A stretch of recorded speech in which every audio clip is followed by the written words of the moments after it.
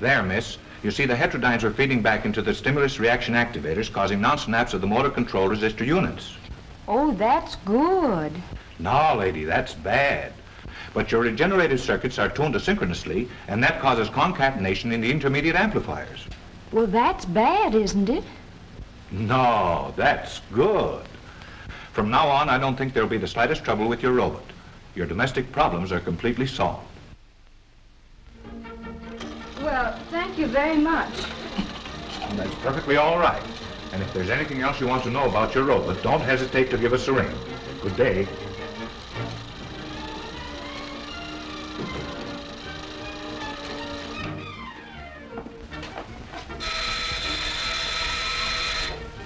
Rollo, answer the door.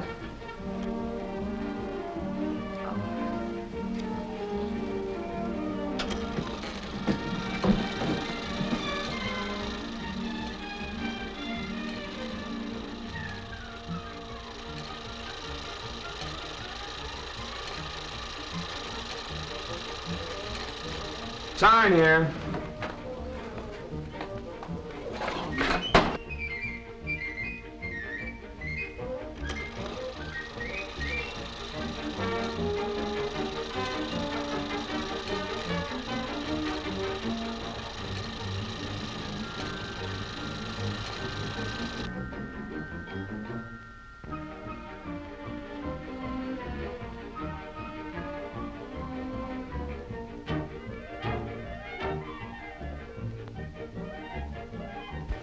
Lars, Rollo, fix.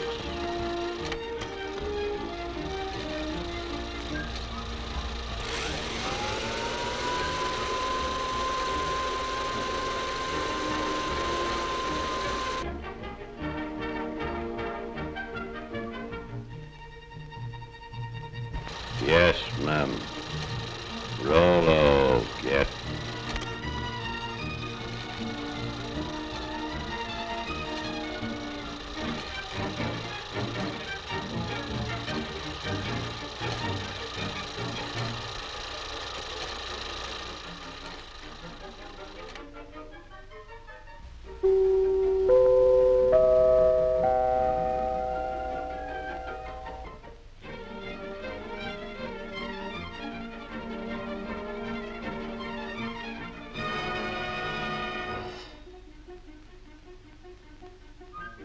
Yes, Rollo the robot, the chromium-plated butler, is just a daydream after all.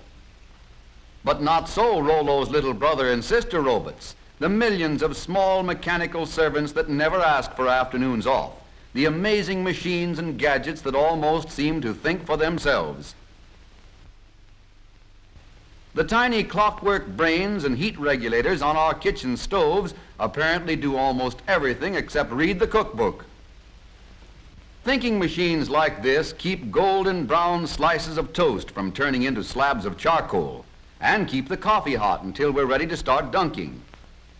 Then there's a tea kettle that's been trained never to boil dry. When the water is gone, the kettle simply pulls out its own attachment plug.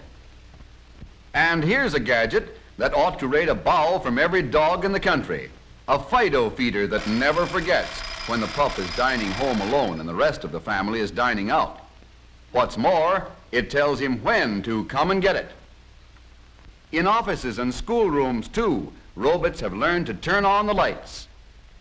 This little electric eye measures the amount of daylight coming in the windows. When the light level outside drops below the requirement for good visibility, this robot throws a switch, and the first bank of lights goes on. No robot machine has ever been accused of being absent-minded or careless at its work. Here, a robot that never sleeps nor winks, nor looks out the window, stands guard over the men who work at this giant press. As long as the robot can see the man, the press won't budge an inch, and that's mighty important on a big job like this. Did you ever hear of anyone getting his lap caught in an elevator door? That can't happen here, because as long as there's anything in the way, this door can't close. Step back, please. There's plenty of room in the rear of the car. All right, then, don't step back. Just take a deep breath and hang on to yourself. One little robot, for example, always remembers to serve drinks when it sees anyone walking around with a thirst. A beam of light is aimed across the fountain and into an electric eye. When the beam of light is broken by a solid object, such as this head, the electric eye control opens the faucet and there's your drink. This particular device is an automatic fire sprinkler. Someday, maybe someone will invent a robot that can take a joke. Some robots have even learned to fly. Tiny automatic brains in giant airliners, sensitive to the slightest change in balance or direction, relieve the busy pilots of the job of keeping the wings level, the nose on the horizon, and the plane headed in the right direction. Don't look now, but this motor car is simply full of robots. In the carburetor is a diet specialist, a brainy collection of jets and valves and floats that serve a health menu of gasoline calories and fresh air vitamins to the engine, a menu that varies with every change in speed or load. The engine likes its meals served not too hot and not too cold. So in the intake manifold, another mastermind with a nervous system sensitive to heat uses hot exhaust gases to warm the mixture before it goes into the engine. Step right up close to the platform and see the Siamese robots. These robots attached to the distributor are always worrying about the spark in the engine. One is sure that the spark ought to be advanced. The other is equally sure that it ought to be retarded just a trifle. But they never argue. Each takes his turn according to the speed and load, and between them, they manage to stage a grand performance every time they go on the road. One little robot, a very small but intelligent brain, sits up back of the engine in the voltage regulator and keeps close tabs on the generator to see that the generator makes enough current to keep the battery fully charged, but not too full. And still another deep thinker rides way up in front. Its job is to keep water from cooling off in the radiator until the engine is warmed up to a good working temperature. Then, in the vacuum power gear shift, there's a robot strongman who thrives on almost nothing at all. With a bit of a vacuum, this sturdy fellow can almost shift for himself if we'll just tell him what we want him to do.